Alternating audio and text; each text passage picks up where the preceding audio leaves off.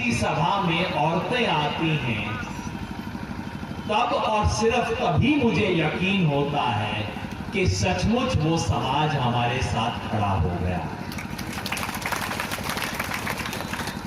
क्योंकि औरत घर से हर बार बाहर नहीं निकलती, और हमारे यहां मेवात में तो बिल्कुल ही नहीं निकलती। औरत घर से बाहर तभी निकलती है जब पानी नाक के ऊपर पहुंच जाए, फिर कहती है कि अब तो मुझे भी बाहर निकलना पड़ेगा।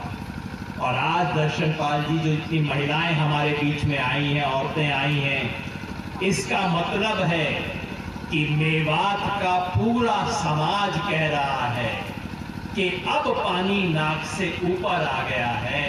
अब किसान की लड़ाई मर्दों के साथ औरतें मिलकर लड़ेंगी। अब ये पूरा समाज इस लड़ाई को लड़ेगा, अब कोई पीछे नहीं रहेगा। ये ऐलान आज होगा। बहुत बड़ा दिन है, राजा हसन खां मेवाती की शहादत का दिन है।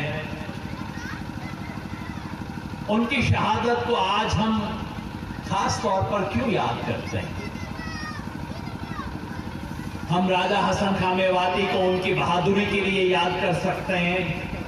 किस तरह से खानवा की लड़ाई में जब राणा सांगा घायल हो गए, गिर गए, तो कोई भी दूसरे लोग छोड़ के भाग जाते, लेकिन उस वक्त हसन खां मेवाती ने कहा, राणा सांगा गिर गए, कोई बात नहीं, उनको तीर लगा था।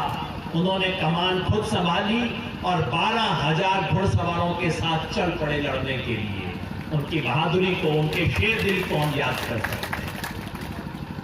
हम उनकी कुर्बानी को याद कर सकते हैं, क्योंकि खानवा की लड़ाई से 1 साल पहले पानीपत की लड़ाई हुई थी, जहां फिर हसन खां मेवाती लड़े थे इब्राहिम लोदी साहब के साथ मिलकर बाबर के खिलाफ, और तब उनका बेटा पकड़ा गया था उस लड़ाई।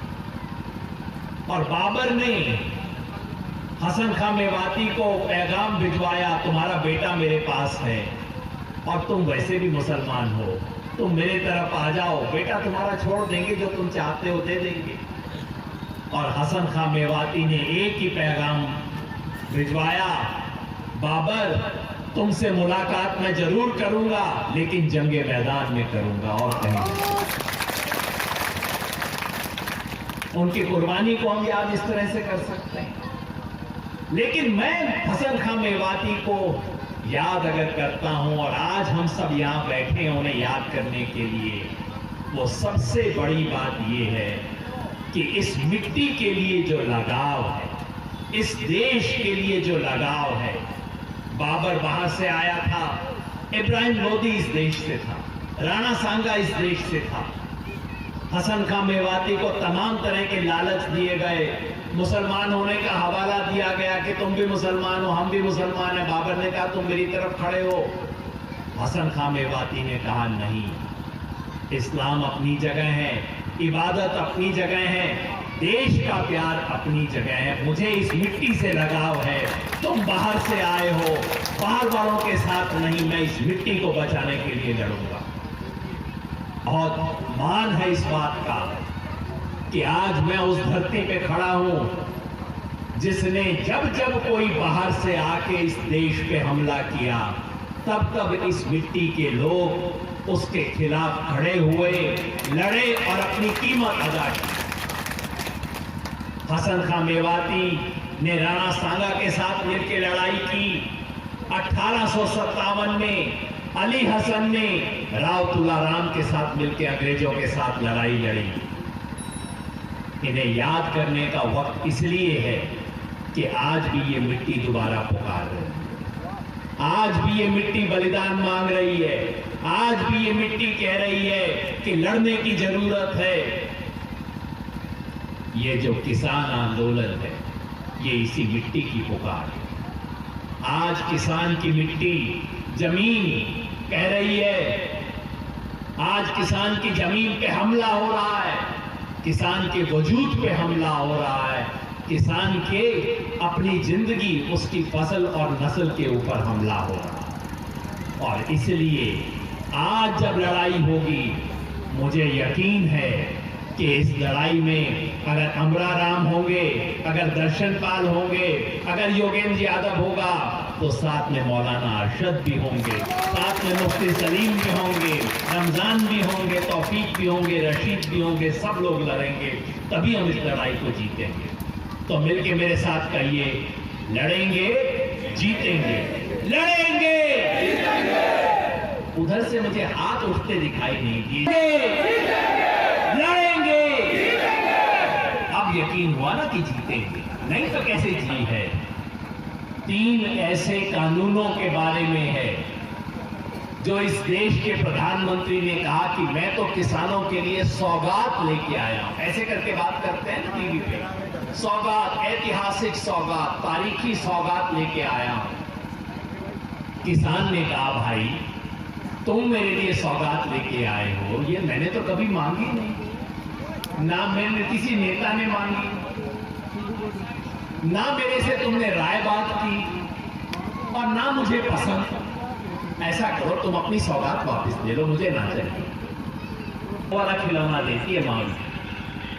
तो किसान मोदी जी को कहता है, मोदी जी अगर आपने मुझे सौगात देनी थी तो मुझसे पूछ तो लेते, मुझे क्या अच्छा लगता। कोई बात नहीं, आप पूछना भूल गए, आपने दे दी मुझे सौगात, अब आप इसको तो रख लो अपनी जेब में, और मैं बताता हूं कि मुझे क्या चाहिए।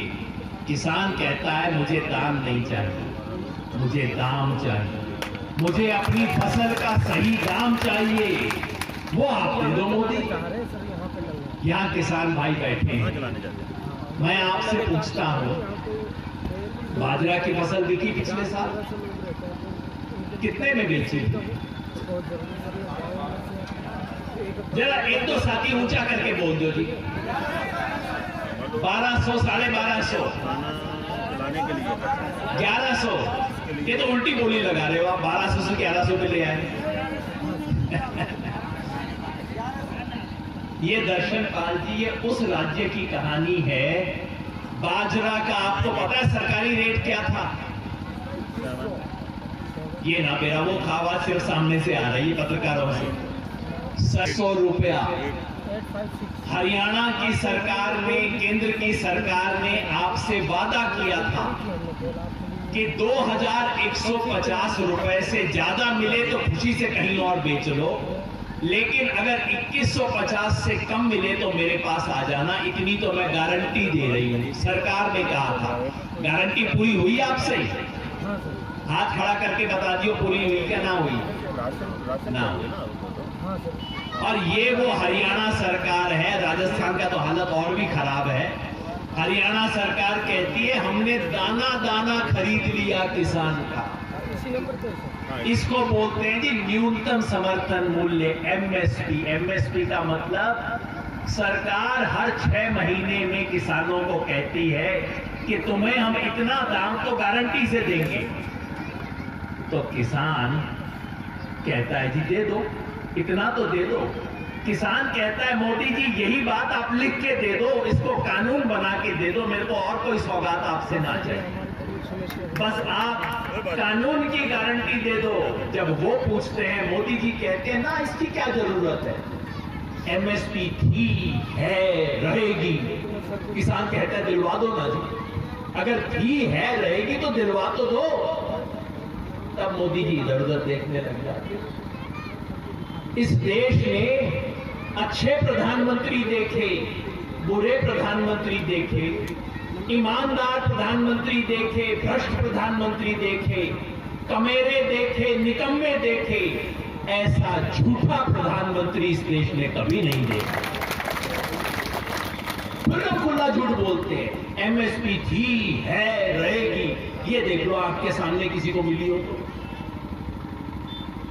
तो किसान का ये जो आंदोलन है सिर्फ और सिर्फ एक बात के लिए है कि मेरे सर पे जो तुम 3 ईंट मार रहे हो और कह रहे हो मैं 3 सौगात लेके आया हूं, ये तो भाई छोड़ दे तू, और मुझे मेरे फसल की गारंटी दे दे दाम की, बस और कुछ ना चाहिए। ठीक बात है ना? तो जिन जिन किसान भाइयों को, बहनों को, सबको लगता हो कि हमें बाजरे पे 2150 की गारंटी मिलनी चाहिए, हमें गेहूं पे 1975 रुपए की गारंटी मिलनी चाहिए, सरसों इस साल ठीक बिक रही है, लेकिन सरसों पे कम से कम 4650 रुपए की तो गारंटी मिलनी चाहिए। वो जरा हाथ उठा के बता दो मोदी जी को, भाई हमें गारंटी चाहिए। इधर भी गारंटी चाहिए, गारंटी चाहिए ना सबको। इसी चीज के बारे में आंदोलन चल रहा है और ये महान आंदोलन, लोग पूछते हैं जी 108 दिन हो गए, क्या हासिल हुआ? मैं कहता हूं इस ऐतिहासिक आंदोलन ने जो हासिल किया है वो तो आज तक किसी ने हासिल ना किया। इस आंदोलन ने सबसे पहले किसान को अपना आत्मसम्मान, किसान को अपना वजूद, किसान को अपनी इज्जत का एहसास करवाया। आज तक किसान का बेटे से पूछो कि भाई तुम्हारे वालिद क्या करते हैं, और अगर उसका बाप जमींदार है, किसान है, तो वो शर्माता, इधर उधर देखता है, कहता नहीं मेरे चाचा पुलिस में इंस्पेक्टर है। ये नहीं कहता कि मेरे वालिद जमींदार हैं, किसान है, खेती करते हैं, डरता है, शर्माता था। आज वो वाला बच्चा दिल्ली के अंदर झंडा पकड़ के चलता है, मैं किसान हूं, मैं किसान हूं, मैं किसान हूं। किसान को इज्जत मिली है।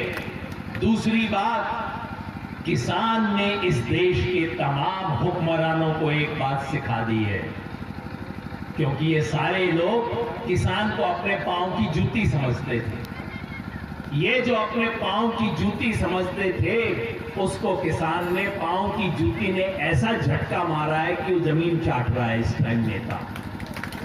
और किसान ने इस देश के तमाम हुक्मरानों को समझा दिया है, मोदी को भी, अमित शाह को भी, खट्टर को भी, अशोक गहलोत को भी, अमरिंदर सिंह को भी, सबको समझा दिया है, किसान से पंगा मत लेना। तो किसान से छेड़खानी की, किसान से कुछ शरारत की, तो सोच लेना तुम्हारा क्या हाल है।